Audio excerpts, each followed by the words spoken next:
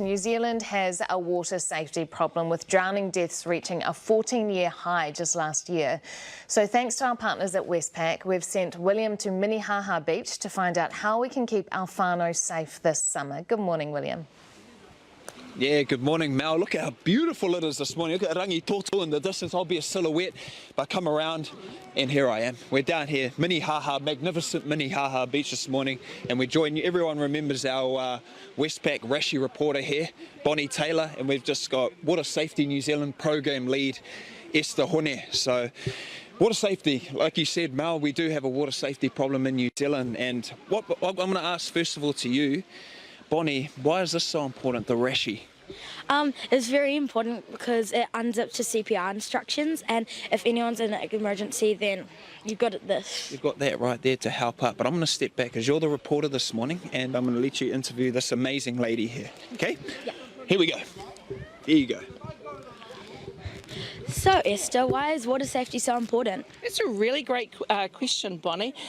To date, we're at 78 drowning fatalities, which also means that there's been a ripple effect within our nation. So, as well as our lost ones, it's affected the immediate family, the extended family, the communities, the regions, and of course our nation. And this really is an opportune time for our nation to come together and really drive that behavioural change when it comes to drownings. So, education. Yeah, and why did you guys pick to come to a beach and not a pool? Well, Water Skills for Life is taught in accessible locations like your school pools and your aquatic facilities, but we really need to make sure that we're scaffolding our learning and bringing that skills and knowledge from that controlled environment out into the real world. And that's where Water Skills for Life Beach and Water Skills for Life River come about, because it really gives our tamariki those vital important competencies to give them a greater chance of survival when things go wrong in the real world. Wow, thank you so much, Esther. Thank you. Wow, you did a very good job, Bonnie Taylor. And I just want to say, Esther, who do we have back here? I know we've got Hobsonville Point School, but can you tell us a bit about those instructors there? Yes, we've got a great team here from Swim Nation in Auckland, and they're coming here to obviously bring those skills and knowledge into Water Skills for Life Beach into reality. What are some of the main things that you encounter, especially with the younger kids when you are at the beach? What are some of the things that you encounter the worst though? Well, at the moment, beaches are obviously high in our drowning fatalities, so we really encourage those that are going to the beach, go to a patrolled beach over summer, swim between the flags, and obviously the children here are being taught the skills that if in case something does go wrong and they're not at a patrolled beach, then they could use everyday objects to be able to keep themselves afloat, and also if they need to rescue someone, we really don't want our kids getting into the water at all, so it's about teaching them some skills to be able to still stay on land and be able to rescue someone if and when needed. Beautiful. Esther, I wanted to say I really like that point about scaffolding of learning. I'm going to steal that one and put it in my back pocket. Back to you guys, we're going to enjoy it. We might lay down a towel and get a bit of suntanning going. I brought my Speedo, so you might see a bit of that later. Well, it does look like a beautiful place, and isn't Bonnie doing a wonderful job? No. New Zealand has a water safety problem with drowning deaths reaching a 14-year high just last year. So thanks to our partners at Westpac, we've sent William to Minnehaha Beach this morning to find out how we can keep our whānau safe this summer. Morena, William.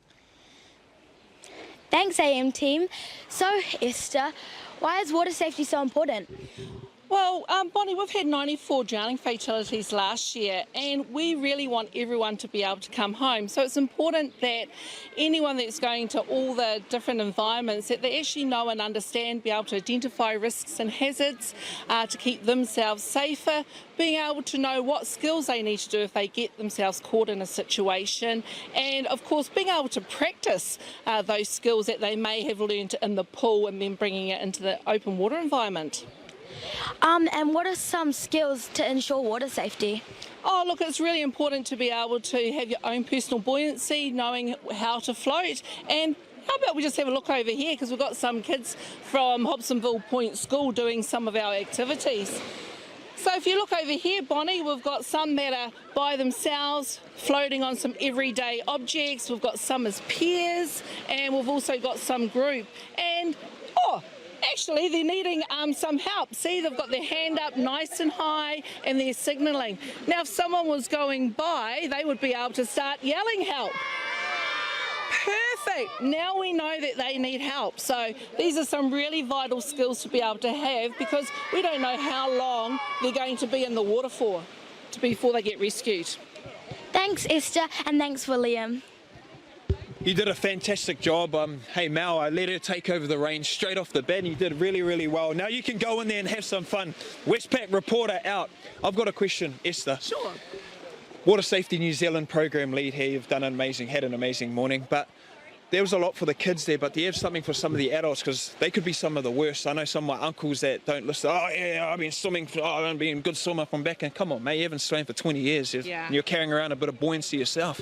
So have you got any tips? Look, and that's it. It's recognising our own personal competency. Just like you said, when we were young, fit, slimmer, we could do these things. Years haven't been as kind, and now we really have to reevaluate our personal competence. Look, you know, when you're under fives, parents always stay within arm's reach, always, you know, actively supervise. It's okay, it's only water. You know, if you're going to the beach, make sure that you're going with an adult at all times. For those of you that are the parents, making sure that you are actually watching your children rather than being on your phones or, you know, talking. Look, when you go rock fishing, make sure you're wearing a life jacket. If you're going to the river, really knowing that environment, ask the locals, because they're the best ones that can tell you about the river, making sure you know the entry and exit points. So there's a lot out there that they can all help to be able to make sure that they come home safely as well. Esther Hone, thank you very much. And guys, be safe out there. Happy hump day. Thanks very much, William. And the Westpac Rashi reporter there was Bonnie Taylor, doing a wonderful job, thanks to our partners Westpac.